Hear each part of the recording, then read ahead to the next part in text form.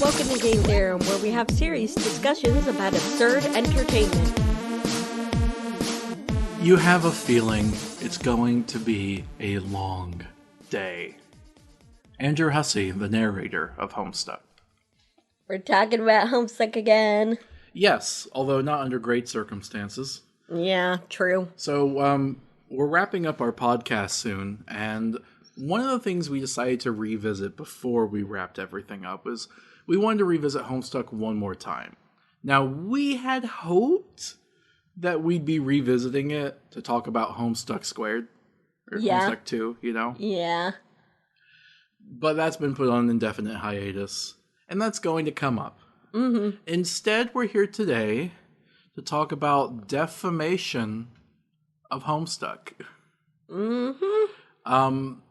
So there's been a greater effort of defamation of the Homestuck piece of media, as well as its fan base, by an unexpected group of people, supposedly progressive online leftists. Yeah. And this has been rather important to us, which is why we're going to discuss it. Mm-hmm.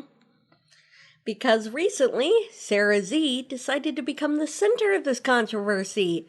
Note that we're not talking about Sarah Zedig, a different person who is awesome and writes the famous Homestuck fanfiction God Feels.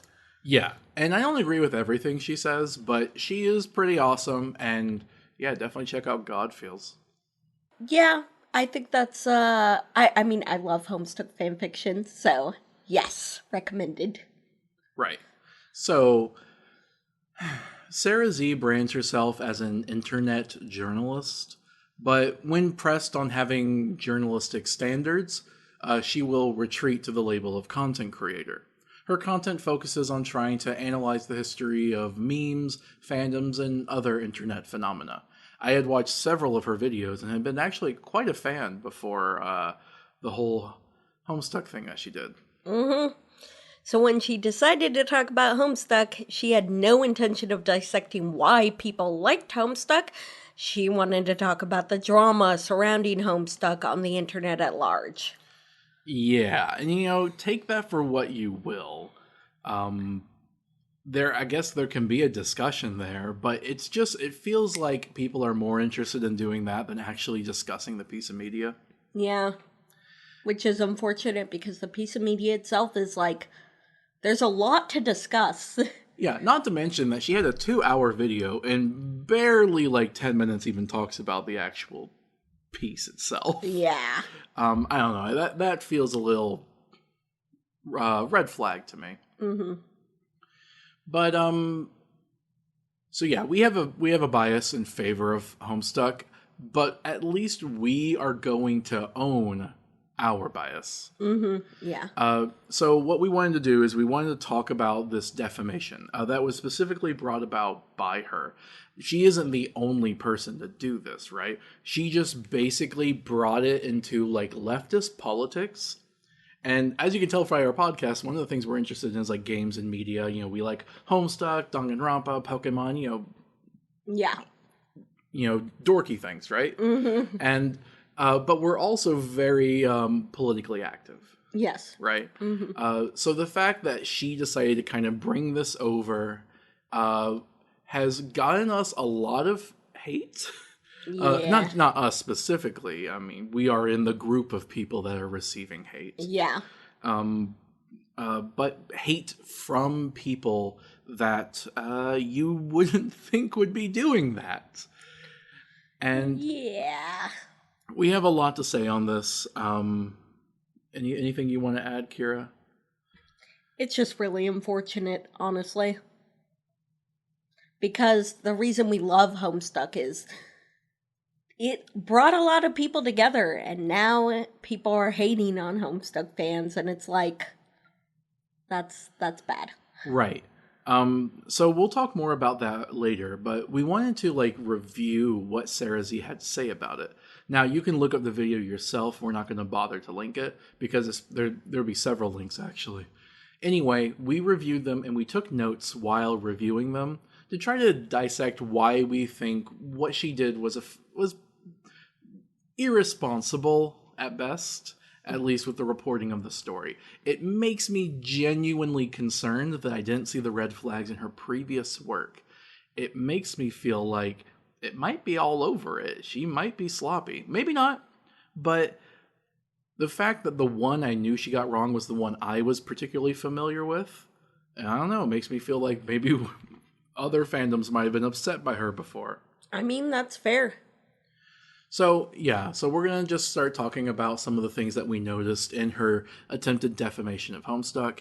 She got over 1 million views, and while this is a bit late to the party because we just take so long with our podcasts, this was, definitely a much more hot button issue when it initially came out. We've given it time to cool and think about it. Yeah. So, let's get started, Kira. She starts her description of the fandom as terrifying and describes its current status as in denial. She frames herself as a member of the fandom, but her description is identical to someone watching from the sidelines, a perspective identical to most of her other content. Yeah, she tries to say that she is a member of the fandom, but keeps coming at it from a sideliner perspective. Yeah. And so there's just something very incongruous there with what she claims and what she does. And especially considering that her descriptions are all extremely critical. Yeah. And she claims that people in the community have that same description. And I really don't think that's the case at all. In fact, I believe, listeners, if you're a fan of Homestuck, perhaps you might be critical of some segments of the fandom, but would you really call the entire thing that? Terrifying? In denial? A ghost town? Really? Yeah, that's just bad. So, Homestuck fans all understand that Homestuck itself is mostly over now, but we're not in denial. Exactly. And any member of the fandom wouldn't say that it was terrifying. I also take issue with her plot summary being necessarily incomplete. It implied an unwillingness to engage the text itself. Yeah, and I definitely think that the summary of the plot could have been much more encompassing of what happens without being too long or just not understandable. Right, especially considering it was literally like a plot for plot retelling. There was almost no mention of like themes or motifs or anything. Like, the story of The Matrix is about a guy that goes in a computer, but is woken up from the computer and has to go fight the robots that put him in a computer. This is the story of The Matrix. Yeah. That's how it feels describing Homestuck as 4 friends who play a game and end the world. I mean, I think that sells better, to be honest, but okay. Yeah, I mean, yes. I was exaggerating a little, but you get my point. Yeah. So the plot summary isn't inherently bad. It's just the framing is like, explaining Homestuck's a chore. Yeah. And, like, maybe for the average person, but I thought you were a fan and you're doing a 2-hour video on it. So, do your homework, I guess. Yeah, exactly. Not that homework, but, I mean, the point is, that I did expect better. Yeah. She kept bringing up this one famous story in the fandom. Infamous, yeah. Of someone who tried to dye their skin gray with Sharpie in a bathtub in a hotel. And in a failed attempt at cosplay. Yes. And it's just so annoying how often she brings it up, because it was just this one story that blew up in the fandom and became an example of how terrible the fandom was, when honestly people know that the majority of the fandom isn't like that. Yeah, I mean, it's very clearly a straw man, like almost verbatim. I'm surprised the example didn't have straw in it. But yeah, I mean, I don't even mind bringing it up once to be like, this is a thing that happened. But she kept bringing it up. Yeah, exactly. And like, a lot of people who cosplayed the trolls were new to cosplaying, and yeah, they didn't understand how body paint worked. They weren't experienced. A vast minority. Apparently most of them did it just fine. Well, yes, but like, no, I'm saying like, there was also a thing where, body paint smeared everywhere and crap, and it's just like, okay, you can't expect someone new to always know exactly what to do when cosplaying. And a lot of people, including myself, didn't even know that sealing body paint was a thing. Well, yeah, the thing is that every fandom has good and bad people at cons. Homestuck is not unique in this. It just blew up suddenly one year. And so Homestuck fans were just a large percentage of attendees for a short time. Like, you can look at all of the sexist and awful behavior of anime fans, of comic fans, and Homestuck wasn't unique in this. I think part of it is just they couldn't call it sexist.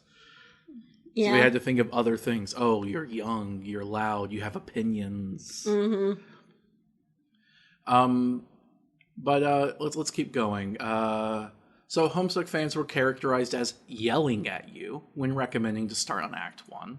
I didn't care for that. Yeah, she compared it to this thing about not skipping the Ninth Doctor in Doctor Who, and it's like, that has never been that contentious a point as that is in the Doctor Who fandom. Yeah, like, I don't know, maybe some purists out there are like, oh, you gotta watch Classic Who. But most people, most Doctor Who fans are just like, yeah, Ninth Doctor's a good one to start on if you want. Mm-hmm. And you can't really make the same comparison for Homestuck. Like, sure, maybe Act 3 or Act 4 is good to start on, but it will be an incomplete experience. And people recommending that you start from the beginning isn't yelling at you. Mm-hmm. I know some people can be crazy about their Doctor Who and not skipping 9 or whatever, but it's the same, again, it's... We're talking about, like minorities of yelly people. Yeah, exactly. And in both cases, but it's always brought to the forefront when talking about Homestuck. Mm-hmm. So she goes on for a bit for about how much of a family and a pride was in the fandom, but she can't even talk about that for a few minutes without having to counter-correct with, but it wasn't perfect, or without flaws. And I mean this literally. She can't make a good comment without saying, but bad things. Mm-hmm. She just can't. Yeah, and it got really frustrating with that too, because it's like... Can't you just say that there was a good thing, and then just move on? It was also like she was unwilling to talk about the good parts of Homestuck. Yes, it was very much kind of a hit piece. Mm-hmm. Maybe not intentionally, but that was her bias, a bias she refuses to own up to. Mm-hmm. So she even gives an example of something that's like incomprehensible. And it's literally just a political analysis and metaphor of basic character traits in Homestuck. And she describes that as being incomprehensible. Oh goodness, don't compare Carcat to Obama. Yeah. I mean, I'm not saying I agree with the analysis, but that is straight up anti-intellectual. So what else we got? So the others that were annoyed with Homestuck attending anime cons seem elitist, honestly. Who cares which fandom you're a part of at a con? Homestuck is an anime, so there's an implication of it invading anime turf. Which is annoying because it's like, come on, we're all in fandoms, we're all fans of stuff, and a lot of Homestuck fans are also fans of certain anime, you know? Yeah.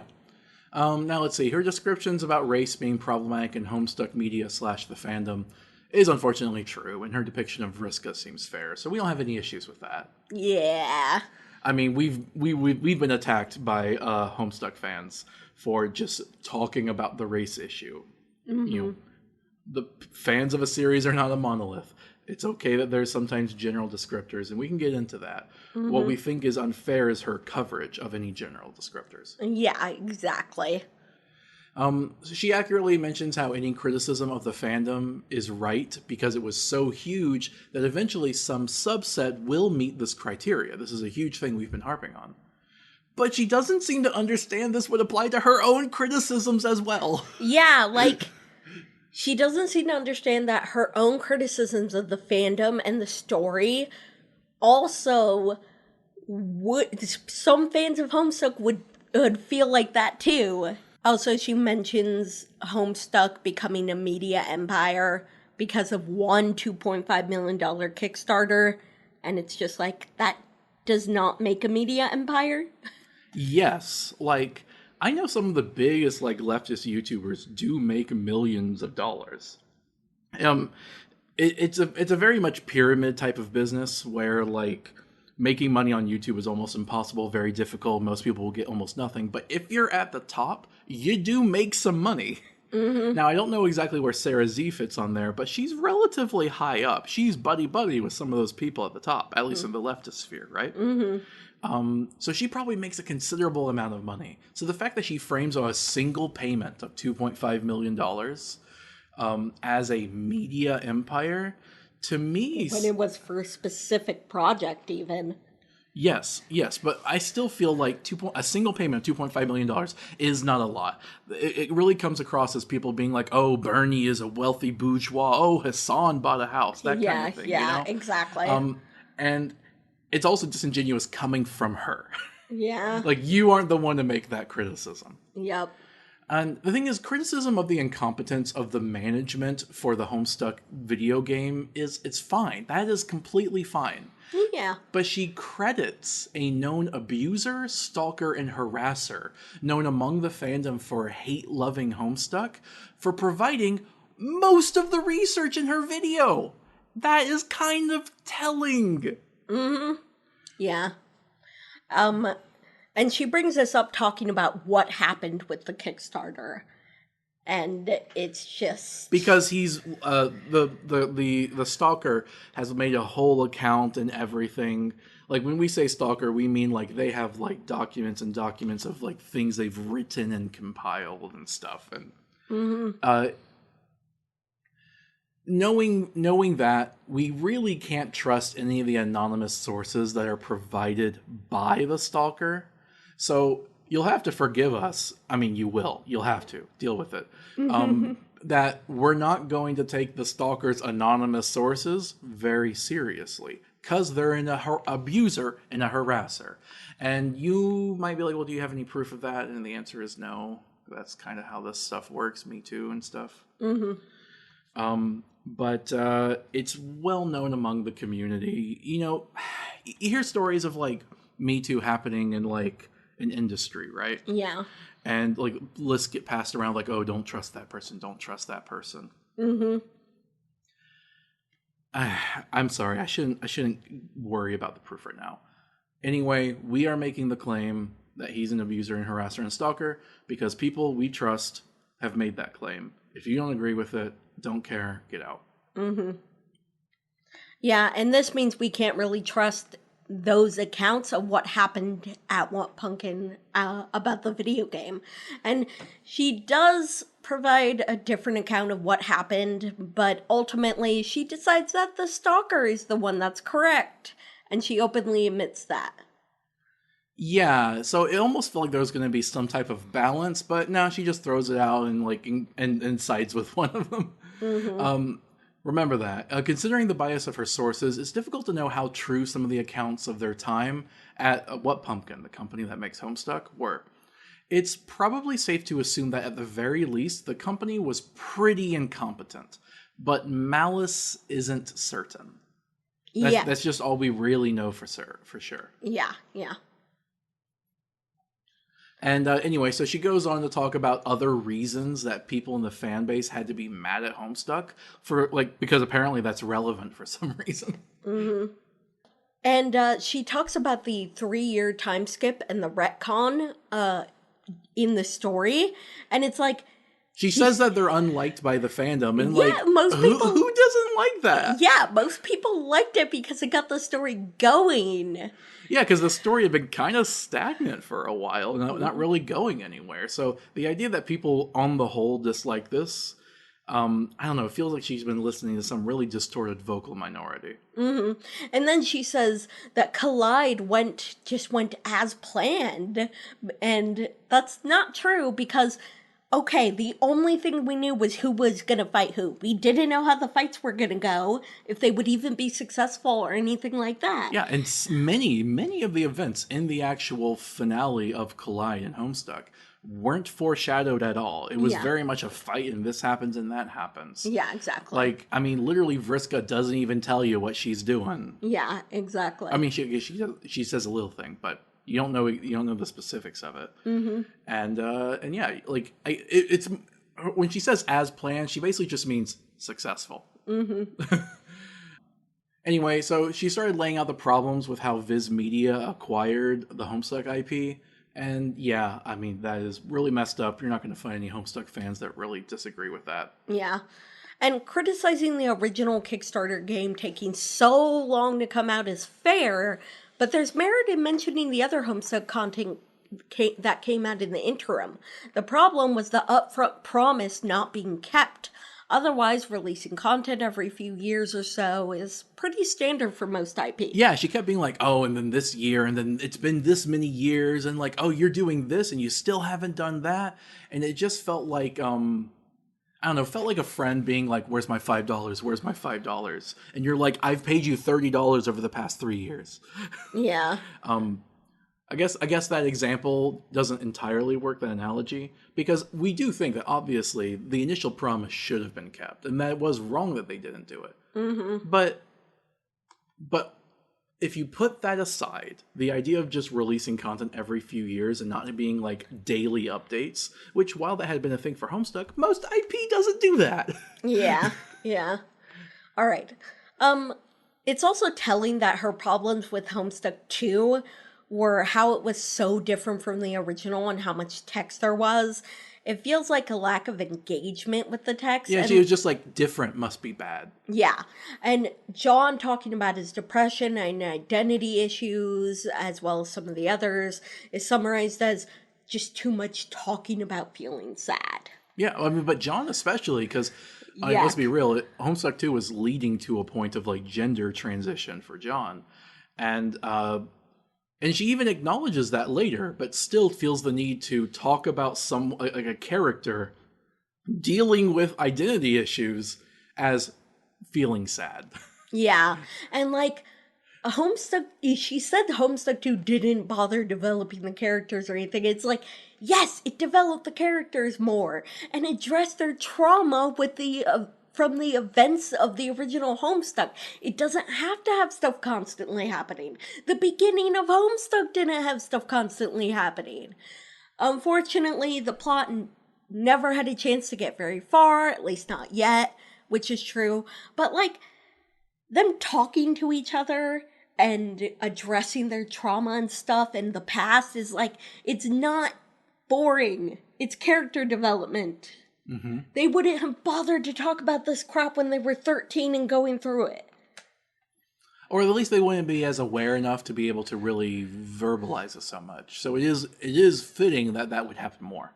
Yeah, exactly. Now she criticizes the concept of endorsed canon and the post-canon media of Homestuck.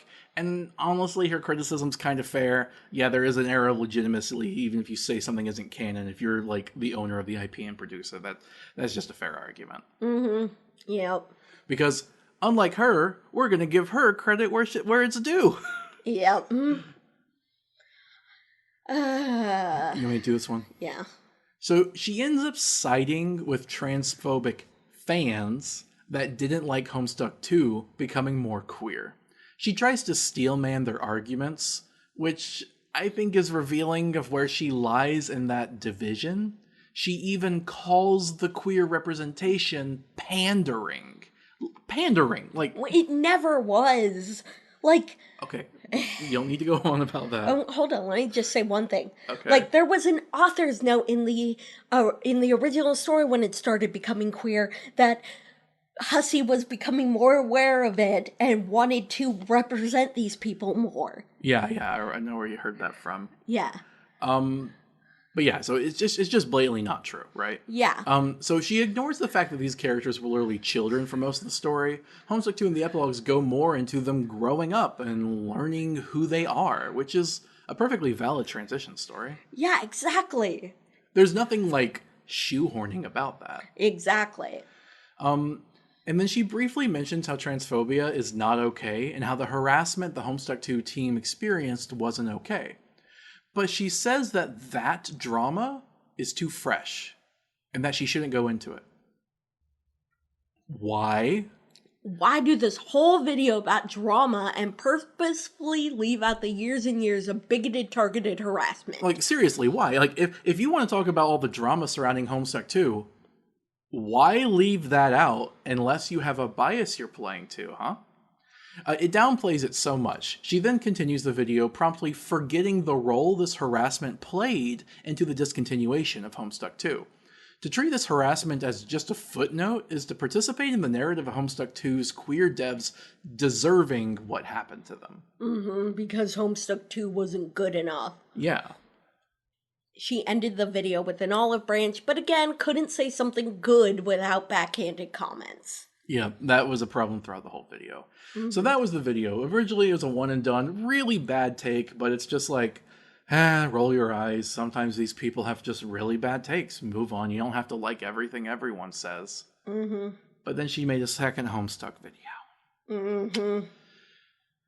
So this video lifts from Lindsay Ellis's Omegaverse video with her permission, copying the format and style. This is egregious. The Omegaverse video was sympathetic towards niche fans, but took issue with a woman claiming the IP of a whole genre. Sarah instead perverts this by drawing a comparison to a small company that she erroneously describes as a huge corporation that actually does own the IP and personally sues her for defamation. Yeah. That is not the same thing. It is not the same thing to just claim you own a whole genre of content, and another to be a specific company taking issue with your specific descriptions of their specific actions. Yeah, exactly. That is completely different. And the fact that Lindsay Ellis signed off on this, it's really unfortunate that she did. Because Lindsay has recently had a history of being harassed by so-called woke leftists for being bigoted en masse. This has happened with figures like her, ContraPoint, and Isabel Fall. And these are leftists if we're including Sockdom, right? And in these incidents, the targeted harassment is usually in itself bigoted against trans people or women in general. I mean, this also happens with POC and other queer folk. You'd think Lindsay would know better, but that's Sarah's thing. She dissects niche fandoms that most people don't know about. And so a lot of people outside the Homestuck fandom just take her word for it. It's very unfortunate. I really don't like how when people called her out for being for siding with transphobes about Homestuck 2, that she hid behind her trans writer and just acted like, oh, well, that was her words and not mine, but only when it's convenient. Well, I mean, some people did vocalize this as her being a cis woman talking about trans issues, right? So while this is not a helpful way to phrase contention, her response was just baffling and awful, right? She hides behind her writer, as you were saying, to say that she can't talk about this issue. So she just effectively agrees with the perspective of people who say you must be of a marginalized group to discuss issues with it, but just says that she has effectively a trans past to do so. Part of the confusion is that it isn't ever really clear whether the words she is saying are her own or her co-writers. And she shifts to whichever is most convenient instead of just standing by the accusations they make. Like you're saying at that moment, oh, well, these are the words of a trans woman. Yet at other moments, it's kind of like, oh, me, the cis woman. Like she literally makes a joke about that at times. Yeah, the intro to this video has an awful joke where she calls her co-writer and is like, how's it like being a cis woman? And saying I mean, we don't need to relitigate the transphobia, please. Yeah. But yeah, because it's another straw man, her favorite tactic, right?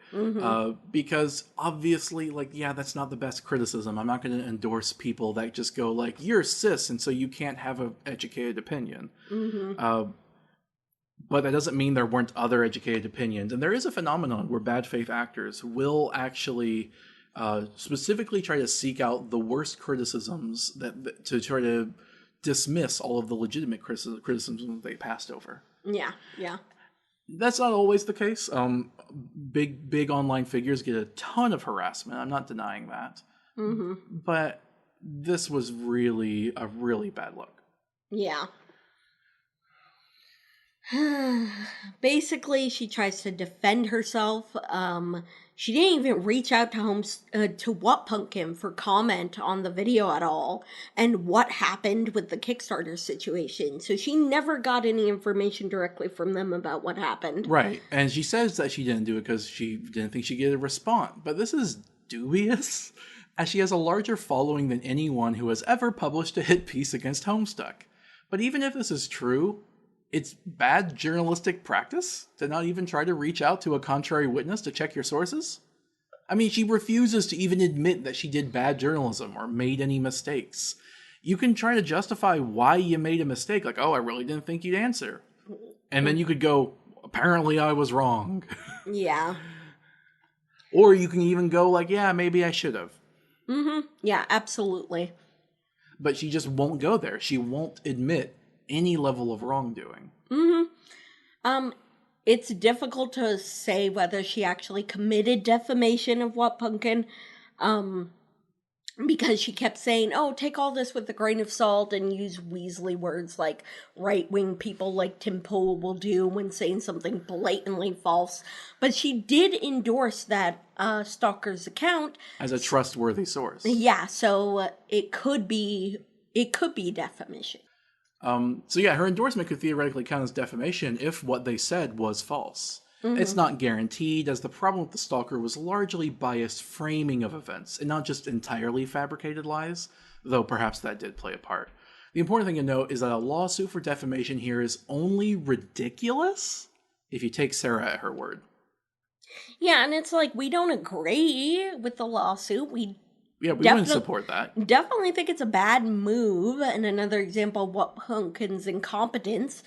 But to act like it is a act of malevolence in the same vein as the woman in the Omegaverse situation, The one who was suing Lindsay, is an act of disinformation.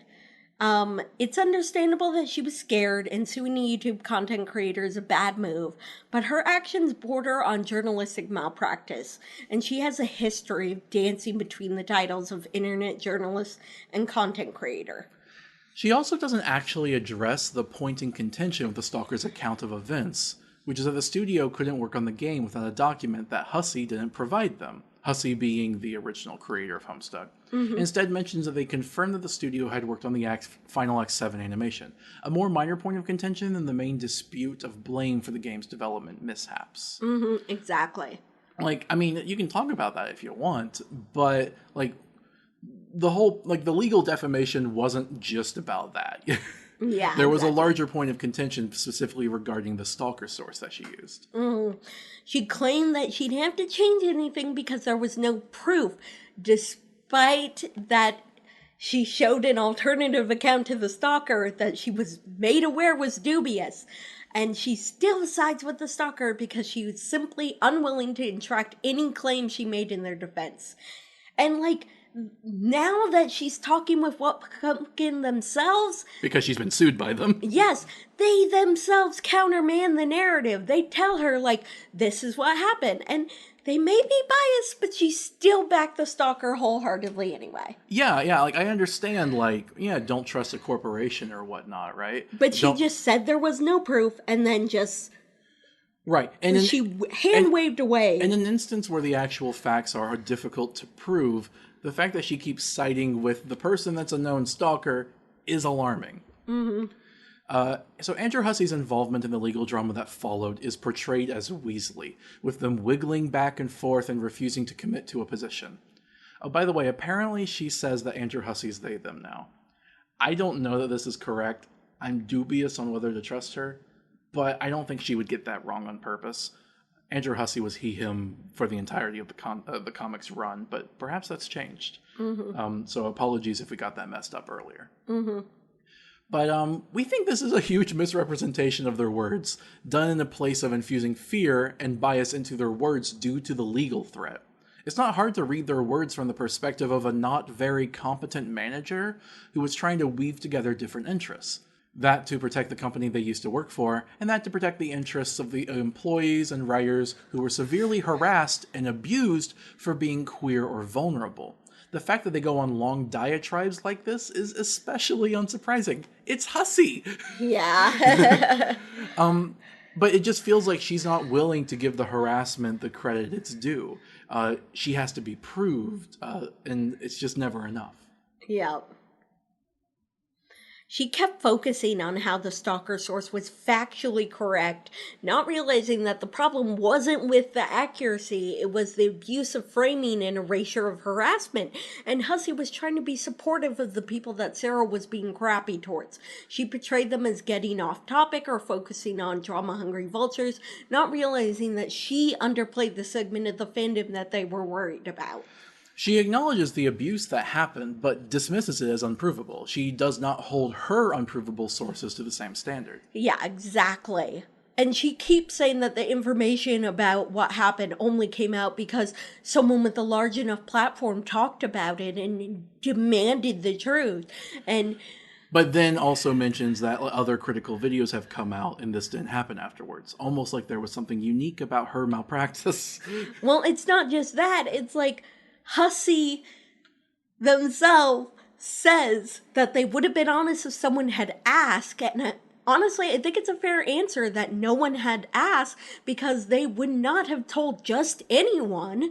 But if someone wanted to report on it, then why not?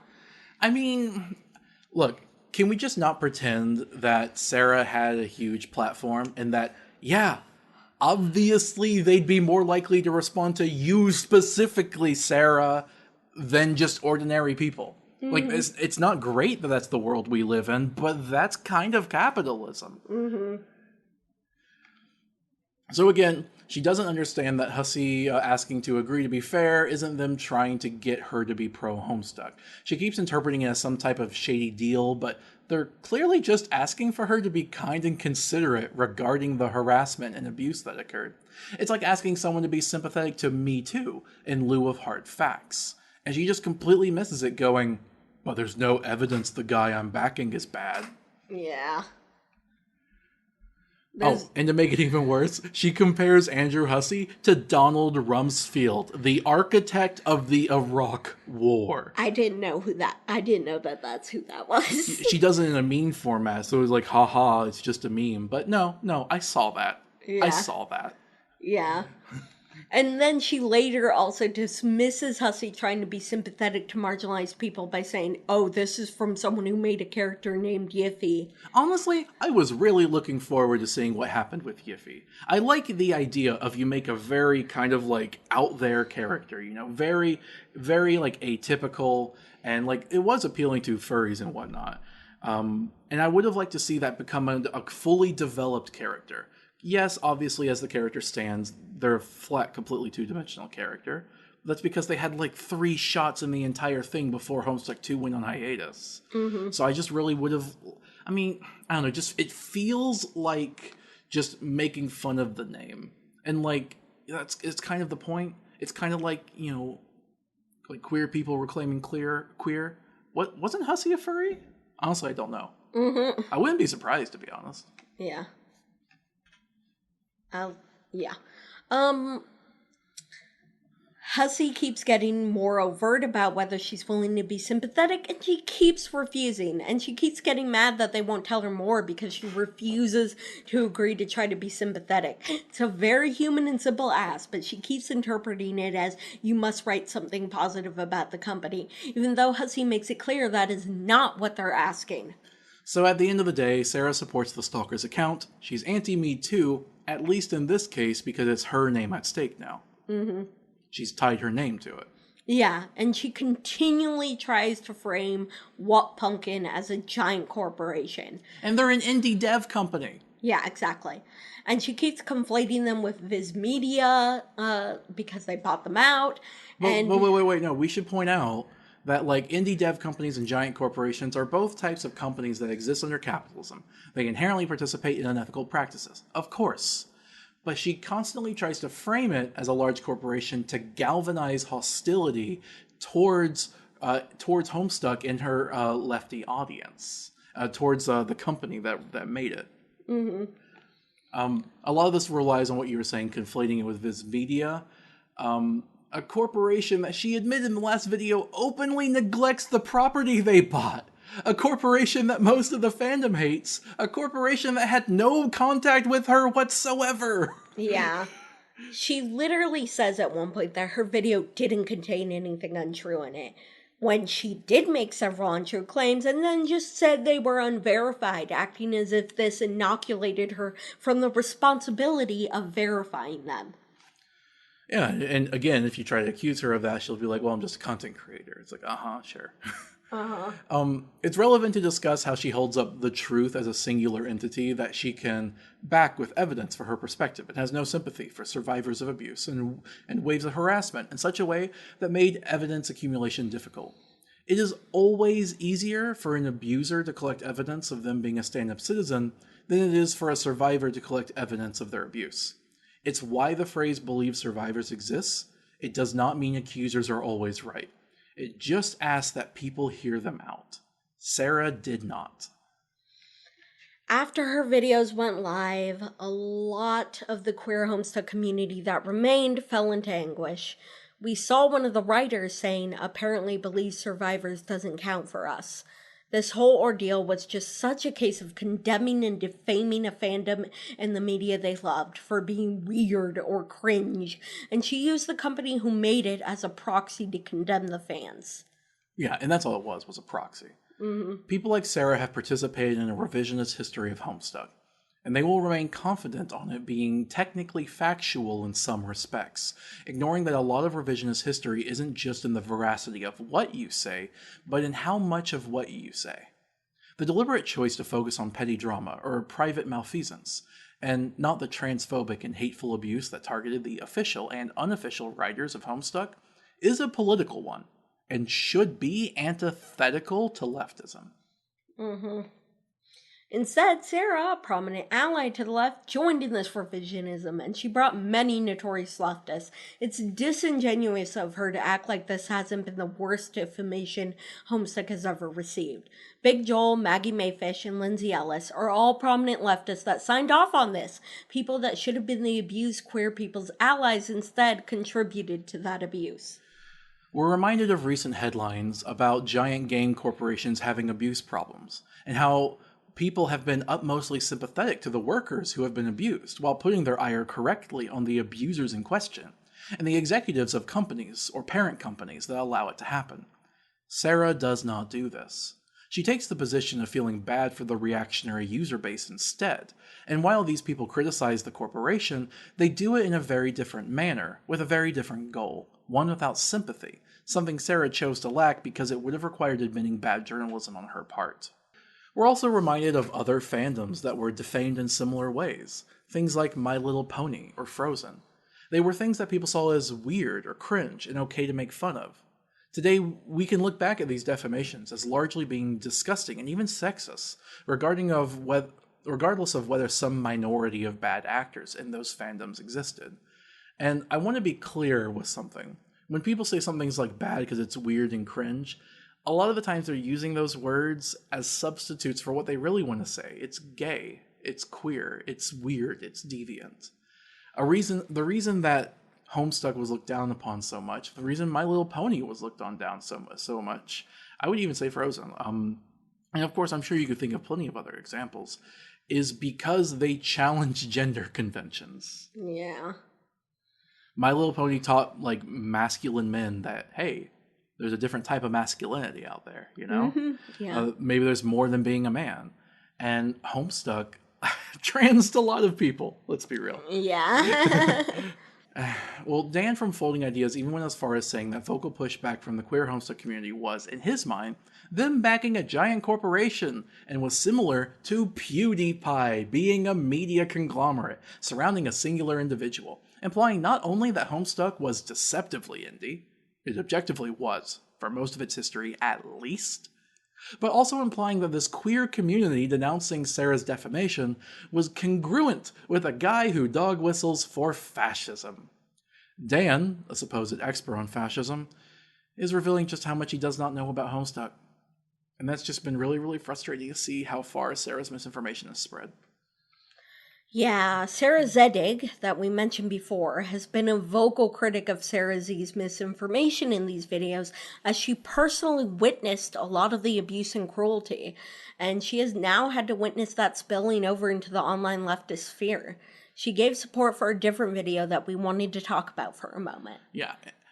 This video, the one that we're going to talk about now, it's linked in the description because we only wanted to link the good video, right? Mm-hmm. So this video is more of an explanation of what Homestuck was and what it did and its thematic elements.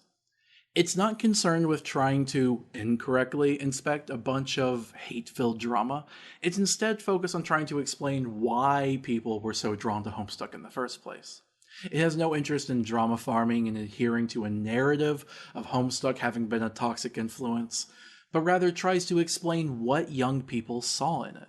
It explains Homestuck as a piece of art of its time.